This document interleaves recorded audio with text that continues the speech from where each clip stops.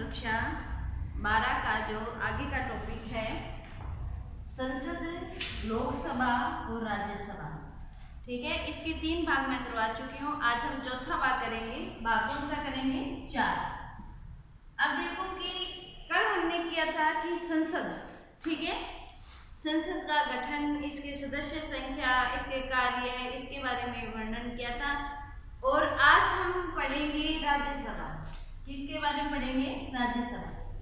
देखो बच्चों की राज्यसभा का जो गठन है, ठीक है, राज्यसभा का गठन है वो सबसे पहले गठन कौन से अनुच्छेद में होते हैं, इनकी सदस्य संख्या कितनी होती है, इनका गठन किस प्रकार किया जाता है और गठन करने के बाद के अंदर इनके कौन कौन से अधिकारी या पदाधिकारी होते हैं।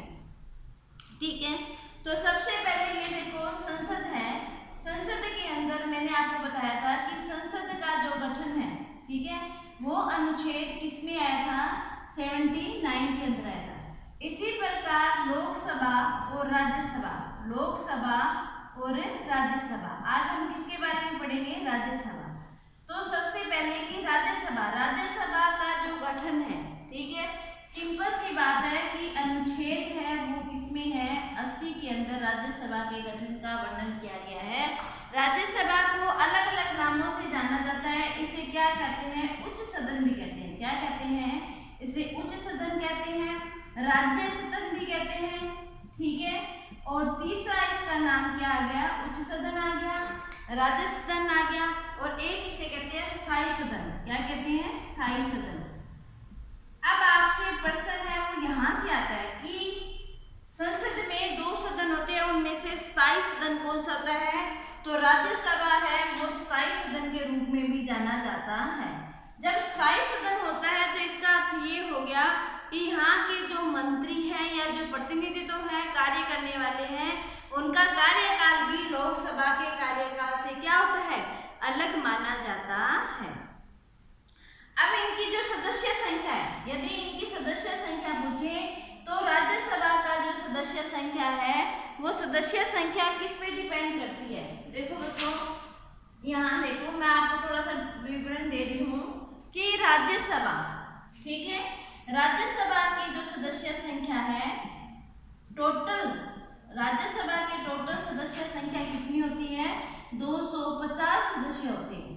कितने सदस्य होते हैं? 250 सदस्य होते हैं। इनमें से जो राज्य से चुन के आते हैं, राज्य से आते हैं, वो टोटल होते हैं 238 सदस्य।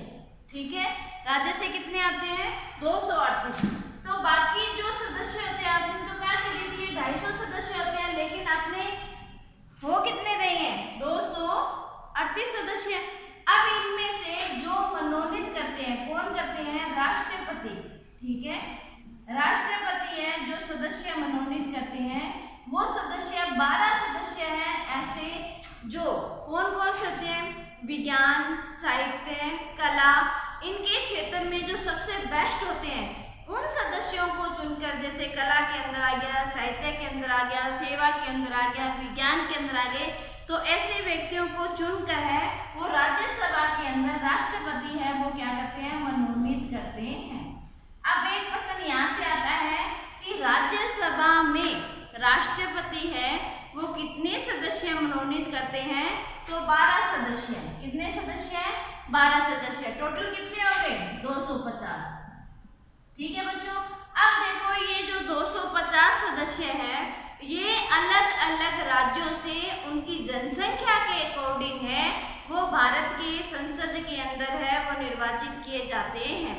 वहाँ की जनसंख्या के अकॉर्डिंग 1951 के तहत हमारे यहाँ पर जितने भी राज्य थे, राज्य के संसद के अकॉर्डिंग ये अधिनियम बनाया गया था कि जितने सदस्य हैं वो जनसंख्या के अकॉर्डिंग चुनकर है वो क्या आएंगे?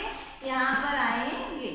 ठीक है बच्चों, इसी के साथ में अपना आगे का थोड़ा सा है कि राष्ट्रपति सदस्य मनोनीत करता है, 12 सदस्य मनोनीत करता है, ये मैंने बता दिया। और ये जो प्रावधान लिया गया था ये कहाँ से लिया गया था? ये आयरलैंड के संविधान से लिया गया था। कहाँ से लिया गया था? आयरलैंड के संविधान से लिया गया था कि 12 सदस्य राष्ट्रपति मनोनीत करेगा और इसी के तहत अपने कितने सदस्य हो गए? 250 सदस्य हो गए। सदस्यों का जो है निर्वाचन प्रणाली कैसी होती है। ठीक है, ये तो मैंने आपको मोटे मोटे तौर पर बता दिया कि इतने सदस्य वो मनोनीत करते हैं, 12 सदस्य राष्ट्रपति मनोनीत करते हैं। अब आगे थोड़ा सा आगे देखें कि जो ये सदस्य है वो कैसे चुनकर आते हैं। राज्यसभा में जो सदस्य हैं वो किस प्रकार से चुनकर आते हैं। तो ये जो सदस्य है ये एक तो नंबर 1 ये अप्रत्यक्ष रूप से चुनकर आते हैं। कैसे आते हैं? अप्रत्यक्ष रूप से। दूसरा, जो सदस्य राज्य के अंदर जितने भी सदस्य होते हैं, राज्य में जितने भी प्रतिनिधित्व सदस्य होते हैं, मतलब जो व्यक्ति चुनकर बैठते हैं, ठीक है, प्रतिनिधित्व सदस्य होते हैं, इन्हीं सदस्यों में से चुनकर, ठीक है, इन्हीं सदस्य में से चुनकर राज्यसभा में भेजते हैं। राज्यसभा में भेजा जाता है। अब देखो ये भेजने की जो प्रतिक्रिया होती है वो कौन सी होती है?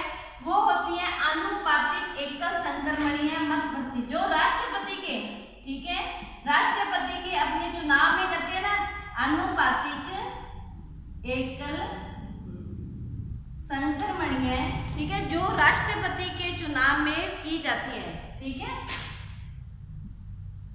संक्रमणीय मत प्रणाली। ठीक है बच्चों, अब देखो कि ये जो प्रणाली है इसी के तहत राष्ट्रपति का चुनाव होता है और इसी के तहत प्रत्येक राज्य से जो राज्यसभा के अंदर विधायक चुनकर आते हैं उनका भी इसी के आधार पर होता है, अप्रत्यक्ष प्रणाली के द्वारा होता है। अब अपनी यदि बात करें कि सबसे ज्यादा है, तो सबसे ज्यादा जो चुनकर आते हैं वो कहाँ से आते हैं? उत्तर प्रदेश से। ठीक है, उत्तर प्रदेश से लगभग 80 सदस्य चुनकर आते हैं। इसी प्रकार अपना यदि राजस्थान की बात करें तो राजस्थान से राज्यसभा के अंदर 10 सदस्य हैं वो चुनकर आते हैं। टोटल कितने सदस्य हैं? टोटल यदि अपने राजस्थान में बात करते हैं तो राजस्थान में जो विधायकों की संख्या है, ठीक है, विधायकों की संख्या है वो टोटल कितनी है? 200 है। इन्हीं 200 में से चुनकर कितने सदस्य जाते हैं? 10 है वो राज्यसभा में जाते हैं और 25 जो 25 सदस्य है वो किसमें जाते हैं? लोकसभा में जाते हैं। किसमें जाते हैं? लोकसभा में। ठीक है बच्चों, यहाँ से भी प्रश्न उठता है कि राज्यसभा में राज्य से कितने सदस्य जाएंगे? राजस्थान से तो 10 सदस्य। यदि लोकसभा की बात करें तो लोकसभा में कितने जाते हैं? 25 सदस्य चुनकर जाते हैं। ठीक है, इनके चुनाव की प्रणाली आनुपातिक एकल संक्रमणीय मत प्रणाली आ गई है और अप्रत्यक्ष रूप से चुने जाते हैं जो सदस्य। अब इनके बाद में इनकी 2 शर्तें जो वर्तमान में लागू हुई है। नंबर 1, पहली शर्त ये है कि जब भी चुनाव होंगे, ठीक है, चुनाव होंगे तो चुनाव है डायरेक्टली जिन सदस्यों को भेजा जा रहा है उनके प्रत्यक्ष रूप से ऐसे कहेंगे भी हाँ ठीक है कि ये सदस्य है वो चुनकर जाएंगे। ठीक है, अब दूसरा इसके अंदर ये टॉपिक बता दिया कि जो भी सदस्य जा रहे हैं वो उसी राज्य के सदस्य होने चाहिए जब वो चुनाव में खड़े हो रहे हैं। जैसे राजस्थान से कोई सदस्य चुन के जा रहा है तो वो राजस्थान का सदस्य होना चाहिए। ठीक है बच्चों, अब आगे जो नेक्स्ट टॉपिक है वह है राज्यसभा की अवधि। अवधि मतलब होता है टाइम। टाइम पीरियड कितना होता है? अपने ये मान के चलो कि जब अपने कोई भी सदस्य का चयन करते हैं, ठीक है, सबसे पहले मैंने ये बताया था कि जो राज्य के अंदर राज्य का नाम दिया गया है, इस सदन का नाम दिया गया था, तो इसके अंदर एक स्थायी सदन का भी मैंने नाम बताया था। किसका बताया था? स्थायी सदन। स्थायी सदन। अब देखो राज्य क्या है? एक स्थायी सदन है। ये क्या है? राज्य है। राज्य इसको स्थायी सदन के रूप में भी जाना जाता है। यदि स्थायी सदन है तो यहाँ के जो प्रतिनिधित्व है इनको हटाने की प्रक्रिया सिर्फ संसद के पास होती है। किसके पास होती है? संसद के पास। इसलिए प्रत्येक सदस्य, ठीक है, प्रत्येक सदन का जो कार्यकाल है, कार्यकाल कितना हो गया? कार्यकाल इनका 6 वर्ष का होता है। ठीक है, कार्यकाल है इनका 6 वर्ष का होता है। 2 तिहाई, ठीक है, 1 तिहाई सदस्य है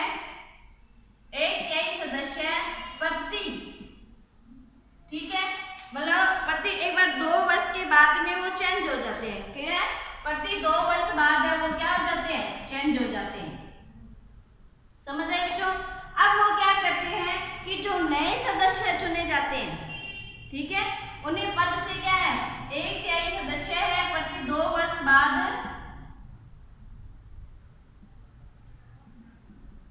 पद त्याग करना पड़ता है, पद त्याग करना पड़ता है। अब देखो आगे जो सदस्य चुने जाते हैं वो 6 साल के लिए चुने जाते हैं, जो पीछे रह गए फिर उन्हें 2 साल के लिए 2 वर्ष के बाद में अपना पद त्याग करना पड़ता है। इसी प्रकार ये प्रक्रिया चलती रहती है और एक प्रतिनिधित्व का कार्यकाल कितने साल का हो जाता है, 6 वर्ष का हो जाता है, ठीक है। लेकिन यदि लोकसभा का कार्यकाल पूछा जाए तो वो 5 वर्ष का माना जाएगा। अब आगे अपने नेक्स्ट टॉपिक है कि राज्यसभा के जो पदाधिकारी है इनके बारे में। पदाधिकारी कौन होते हैं, जो मेन अध्यक्ष या उपाध्यक्ष के रूप में कार्य करते हैं। इन सभी का जो कार्यकाल है वो अनुच्छेद 64 से लेकर 89 के बीच है, ठीक है। अब मैं आपको थोड़ा सा पदाधिकारी के बारे में बता दूं कि पदाधिकारी राज्यसभा का पदेन सभापति, ठीक है, राज्यसभा के सदन का जो पदेन सभापति होता है, पदेन अधिकारी होता है, संसद की तरफ से जो अधिकारी माने जाते हैं वो मेन होते हैं, कौन होते हैं, उपराष्ट्रपति, ठीक है। एक होता है उपाध्यक्ष, ये कौन है कि अध्यक्ष, एक होता है उपाध्यक्ष है, तो इसका भी क्या होता है, चयन किया जाता है। एक सभापति हो गए, पदेन सभापति उपराष्ट्रपति हो गए, और एक उपाध्यक्ष का होता है। अब देखो बच्चों कि जब कभी भी राज्य के अंदर यदि हमें अध्यक्ष के रूप में पदेन सभापति के पूछा जाता है तो उपराष्ट्रपति होता है। उपराष्ट्रपति का कार्यकाल है वो मेन होता है, और इसी के तहत राज्यसभा के अंदर जो राज्य का चयन, मतलब राज्यसभा में राज्यपाल का चयन किया जाता है, उसके मेन अधिकारियों का, तो ये जो राष्ट्रपति की सहायता से। लेकिन यदि राष्ट्रपति का जब पद खाली हो जाता है, ठीक है, पद खाली हो जाता है तो उसकी जगह कौन जाते हैं, उपराष्ट्रपति अपना पद ग्रहण कर लेते हैं। तो कौन चले जाते हैं, खाली हो जाता है तो उपराष्ट्रपति, ठीक है, उपराष्ट्रपति है यहाँ पर कार्य करते हैं। और उपराष्ट्रपति की जगह कौन करते हैं, उपाध्यक्ष होते हैं, वो कार्य करते हैं, ठीक है।